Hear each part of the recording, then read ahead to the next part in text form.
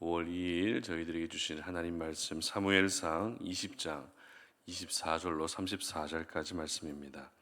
다윗이 들에 숨으니라. 초하루가 되매 왕이 앉아 음식을 먹을 때에 왕은 평시와 같이 벽 곁 자기 자리에 앉아 있고 요나단은 서 있고 아브넬은 사울 곁에 앉아 있고 다윗의 자리는 비었더라.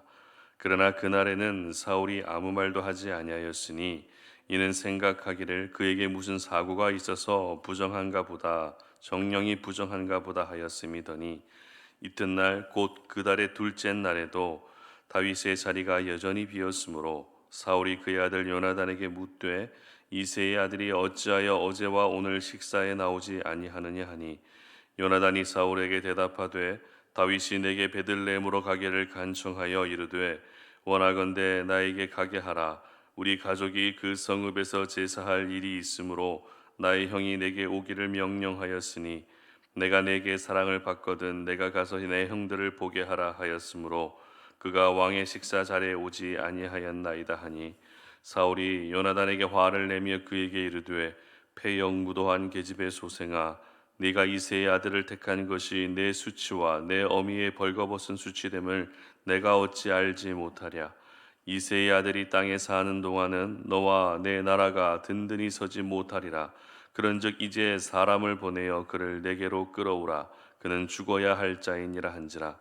요나단이 그의 아버지 사울에게 대답하여 이르되 그가 죽을 일이 무엇이니까 무엇을 행하였나이까. 사울이 요나단에게 단창을 던져 죽이려 한지라. 요나단이 그의 아버지가 다윗을 죽이기로 결심한 줄 알고 심히 노하여 식탁에서 떠나고 그 달의 둘째 날에는 먹지 아니하였으니 이는 그의 아버지가 다윗을 욕되게 하였으므로 다윗을 위하여 슬퍼함이었더라. 아멘. 본질을 알아야 무너지지 않는다라는 제목으로 오늘 아침 말씀 전합니다. 우리는 살아가면서 본질과 비본질 사이에서 오늘도 참 많은 고민을 하게 됩니다. 본질과 비본질은 전혀 비교할 수 없는 비교의 대상이 되지 않음에도 불구하고 우리가 본질과 비본질 사이에서 고민하게 되는 이유는 본질을 바로 아는 것에 대한 두려움 때문일 것입니다. 그래서 본질을 회피하고 싶은 마음이 생기게 되는 것이죠.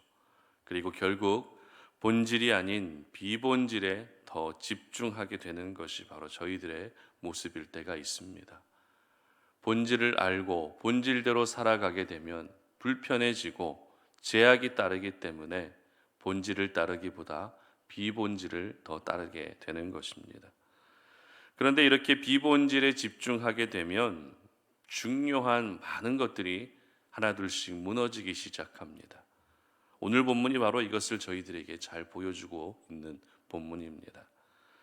오늘 말씀의 주된 내용은 계속해서 사울이 다윗을 죽이려 하고 있다라는 것이죠.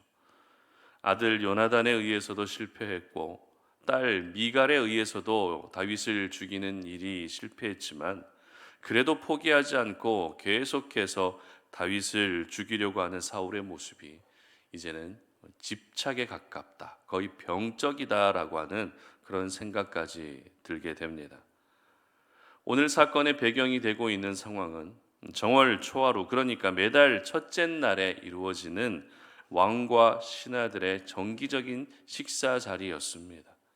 매달 정기적으로 이루어지는 식사 자리였기 때문에 다윗도 당연히 이 자리에 함께 해야 했습니다. 그러나 다윗의 자리는 비어 있었습니다. 왜 다윗의 자리가 비어 있었는지 우리는 그 이유를 잘 알고 있습니다. 왜 비어 있었죠? 지금 사울에게서 다윗은 피해 있는 상황이기 때문입니다.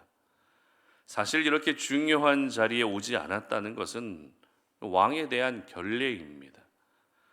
하지만 다윗의 입장에서는 결례를 범하는 한이 있더라도 사울의 손에 죽지 않으려면 어떻게든 이 자리를 피해야 했던 것입니다. 이렇게 초하루 만찬이 진행이 되었는데요. 첫째 날은 다행히 다윗이 오지 않은 것이 어떤 문제 삼지 않고 잘 넘어갈 수 있었지만 문제는 둘째 날이었습니다. 다윗이 식사 자리에 이틀 연속 오지 않은 것을 이상히 여긴 사울은 요나단에게 그 이유를 묻습니다. 그러자 요나단은 이렇게 대답하죠. 29절 말씀입니다. 이르되 원하건대 나에게 가게 하라. 우리 가족이 그 성읍에서 제사할 일이 있으므로 나의 형이 내게 오기를 명령하였으니 내가 내게 사랑을 받거든 내가 가서 내 형들을 보게 하라 하였으므로 그가 왕의 식사 자리에 오지 아니하였나이다 하니. 무슨 말입니까? 다윗이 집에 제사를 드리러 갈 수 있게 요청해서 집으로 보냈다라는 것이 바로 요나단의 대답이었습니다. 만약 이 이야기를 듣고 사울이 아무 문제를 삼지 않고 그냥 넘어갔다면 다행이었겠지만 사울이 그럴 리가 없죠. 사울이 보인 반응은 극도로 분노하는 반응이었습니다. 30절 말씀 함께 읽도록 합니다. 사울이 요나단에게 화를 내며 그에게 이르되 패역 무도한 계집의 소생아 네가 이새의 아들을 택한 것이 내 수치와 내 어미의 벌거벗은 수치됨을 내가 어찌 알지 못하랴. 아들 요나단을 향해서 저주의 말을 쏟아 붓습니다. 그리고 요나단의 어머니까지 언급하며 요나단의 행동을 마치 망령된 행동인 것처럼 그렇게 여겼다는 것입니다. 뿐만 아닙니다. 33절도 보시기 바랍니다. 사울이 요나단에게 단창을 던져 죽이려 한지라 요나단이 그의 아버지가 다윗을 죽이기로 결심한 줄 알고 이제는 아들 요나단을 향해 창을 던지는 이성을 완전히 잃어버린 모습까지 보이게 된 것입니다. 오늘 초하루 식사 자리에서 보여지고 있는 사울의 모습은 한마디로 모든 것이 무너지고 있는 모습이었습니다. 다윗이 식사 자리에 오지 않은 이유가 어떤 부정한 일을 행했기 때문이라고 하는 분별력이 무너진 모습부터 시작해서 사랑하는 아들을 향해서 저주를 퍼붓고 창을 던져 죽이려 하는 모습 가운데 사울은 영적으로도 무너져 있었고 정신적으로도 무너져 있었던 것입니다. 그 어떤 정상적인 사고를 할 수 없는 것이 지금 사울의 모습이었습니다. 그렇다면 이렇게 사울이 모든 것이 무너질 수밖에 없었던 이유가 무엇이었을까요?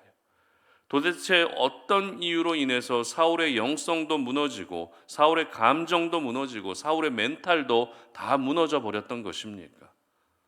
그것은 바로 본질을 파악하고 있지 못했기 때문입니다.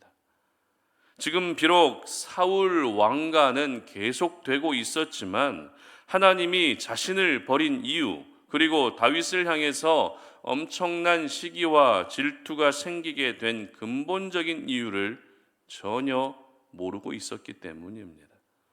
그러면 사울이 지금 온전히 꽂혀 있었던 것은 무엇이었을까요? 사울에게 있어서 지금 가장 중요하게 작용하고 있었던 것은 무엇일까요?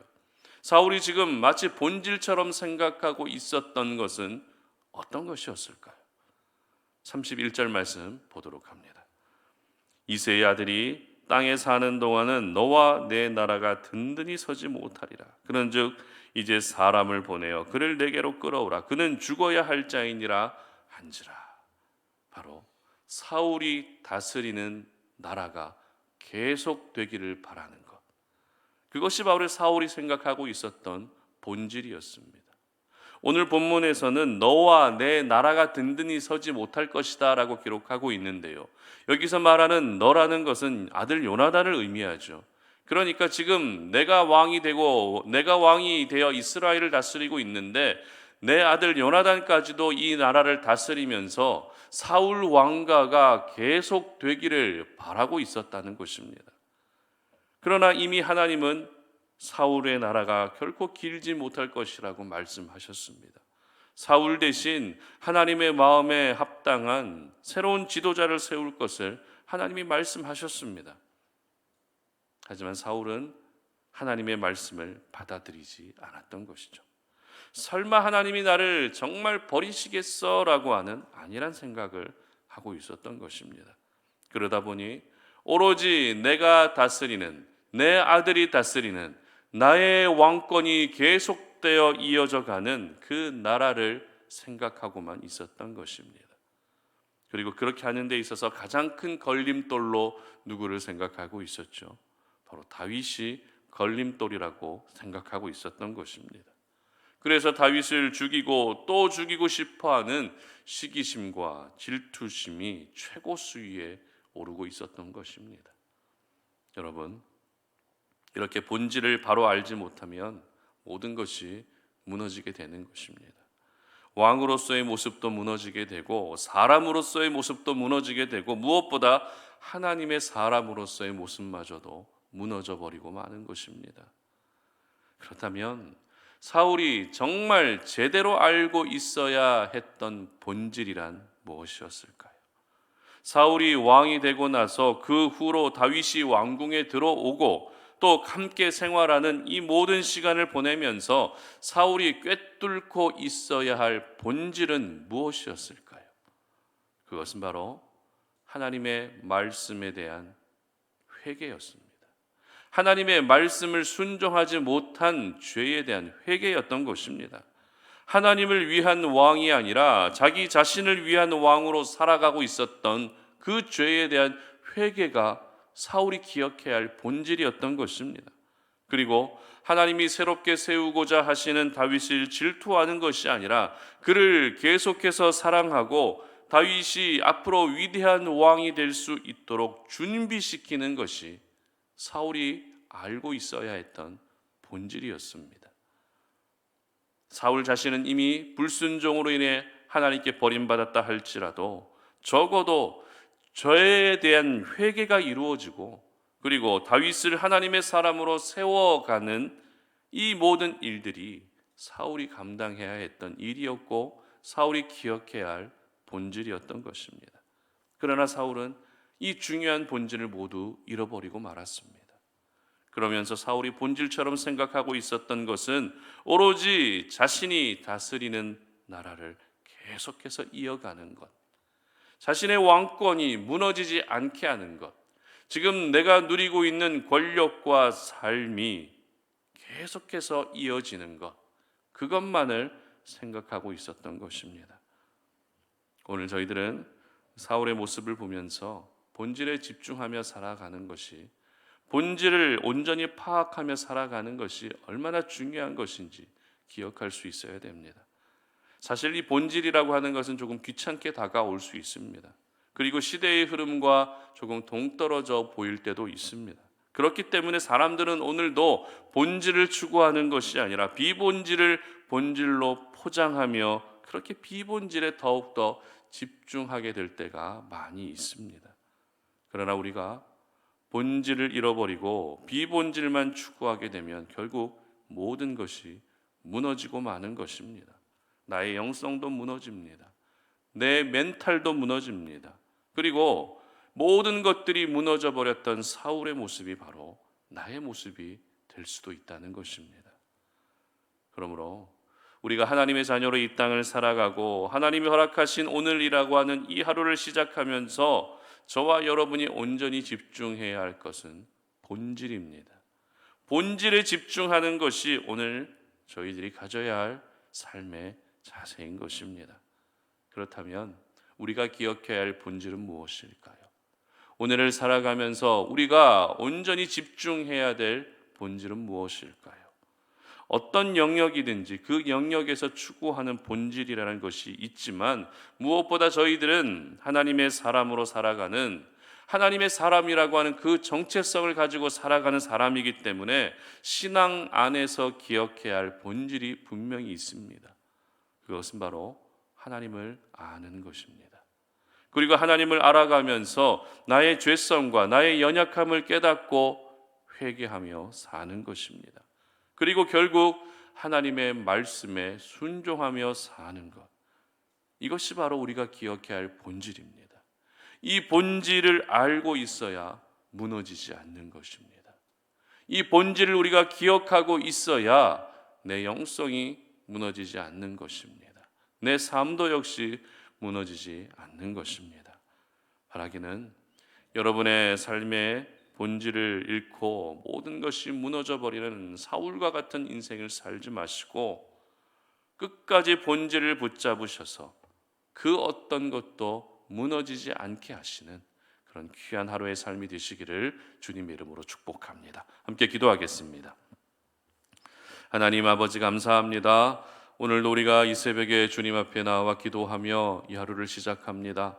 하나님이 허락하신 하루를 기도하며 하나님의 뜻을 구하고 하나님이 원하시는 모습으로 살기 위해 이 새벽을 깨워서 주님 앞에 나와싸우니 오늘 주신 그 주님의 생명의 말씀이 우리의 심령과 삶의 곳곳에 잘 새겨질 수 있도록 도와주시고, 우리가 오늘을 살아가면서 오늘도 붙잡고 의지하고 기억해야 할 것은 본질이라고 하는 것을 잊지 않게 하여 주시옵소서. 본질이 무너지면 모든 것이 무너져 버리는 그런 사울의 인생이 나의 인생이 되지 아니하게 하시고, 힘들고 어려운 가운데에서도 하나님을 사랑하게 하시고, 여러 가지 고통과 고난 속에서도 하나님을 아는 지식으로 충만해지게 하시고, 그리고 혹여라도 내가 주님 앞에 범죄하고 있는 부분들은 없는지 죄에 대해 회개하며 오늘도 말씀 가운데 순종하며 살아갈 수 있는 우리 모든 성도님들이 되게 하여 주시옵소서. 그래서 나의 영성도 무너지지 않게 하시고, 내 감정도 무너지지 않게 하시고, 내 멘탈도 무너지지 않게 하시고, 내 삶의 모든 영역에서 무너지는 일들이 생기지 아니하도록 은혜를 베풀어 주시옵소서. 감사드리며 예수님의 이름으로 기도드립니다. 아멘.